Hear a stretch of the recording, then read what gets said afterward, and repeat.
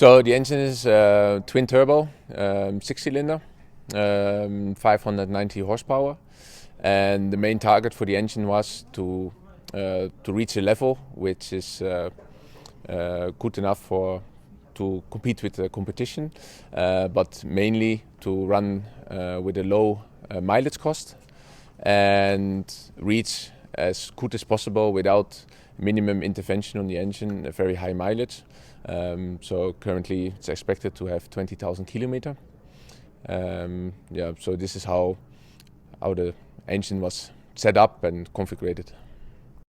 So the complete car, including engine, drivetrain, suspension, aerodynamics, is being run over a virtual track in the simulation, running different options, judging the performance of the car, the lap time, tire degradation, and already doing the first loops of development and optimization where you want to have the car virtual.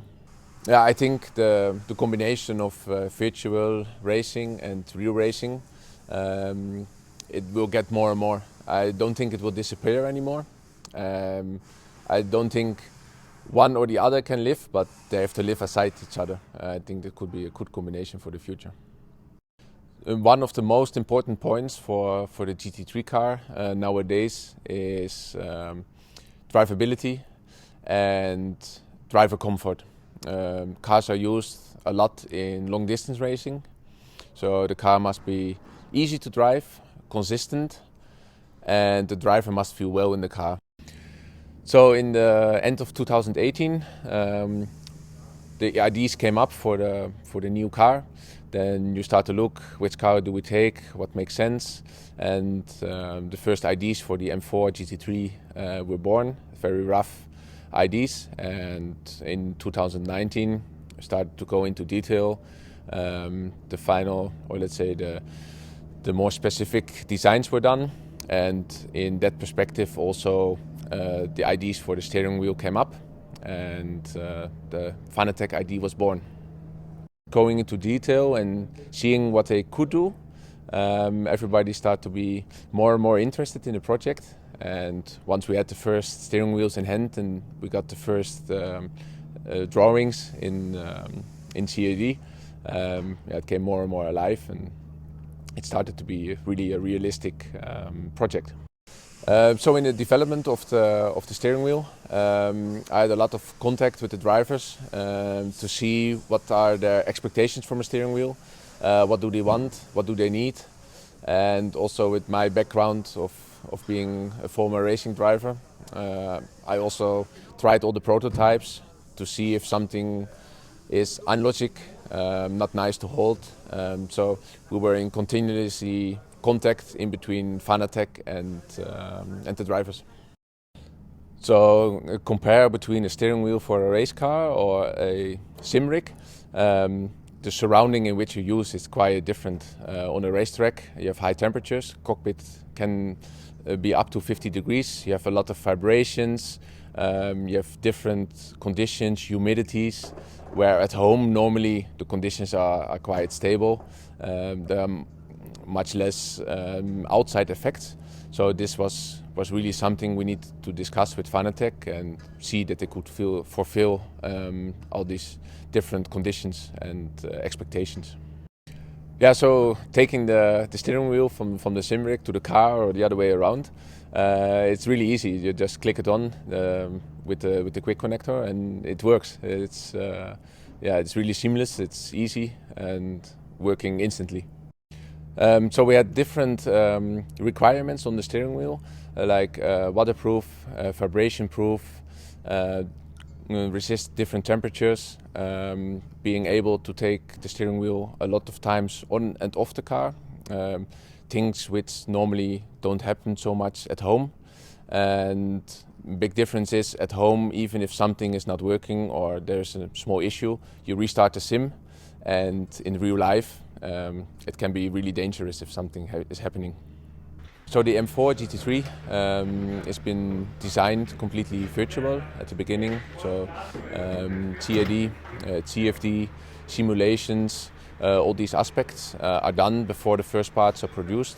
So as a chief engineer, you go to all the departments, have a look at what they are doing, exchange thoughts, learnings from different projects, from previous projects, and try to optimize already the first parts before even the car is built up or hits the track. So the aerodynamics of the car, they are also designed virtual, simulated in CFD, trying to find the correct level of downforce which is required, looking at the track, different options of aerodynamics, and picking the best option out before starting to build the car. So far the drivers are very happy with the steering wheel. All the functions are working, the driver comfort with the steering wheel is very good.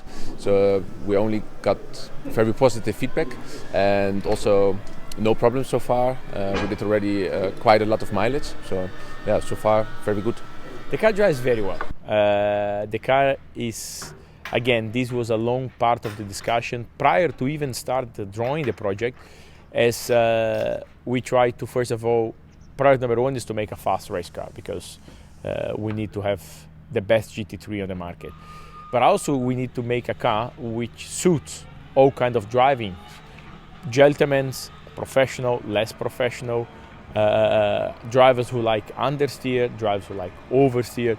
So we're trying to create a big spectrum of characteristics in the car to kind of give a big window to operate the car, and the car is good. I have to say, so far we drove in different tracks, different weather conditions, different tires, and I might say 95% of the time the car was out from the box, straight good to drive. The new M4 GT3, it is fast, very good on the tires, and a very easy car to handle in high and slow speed. And this is gonna make this probably the best GT3 ever. The outcome of the steering wheel has a very good grip, because this is what I have in my hands. And the steering wheel people might not consider, but it is the part of the car where connects the driver to everything else. So how I feel, how I have my hands, how do I have all the buttons and commands, that's what makes the car even more important, makes the car even faster, because that's how I feel it. Now we can have the race car straight into sim, and this is pretty remarkable. The steering wheel fits perfectly on our race car. You pull it out, you put on the sim, and you drive.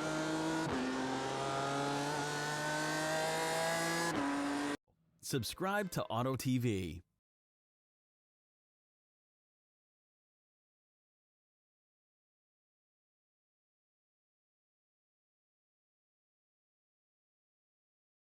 Thank you for watching, and don't forget to like and subscribe to our channel.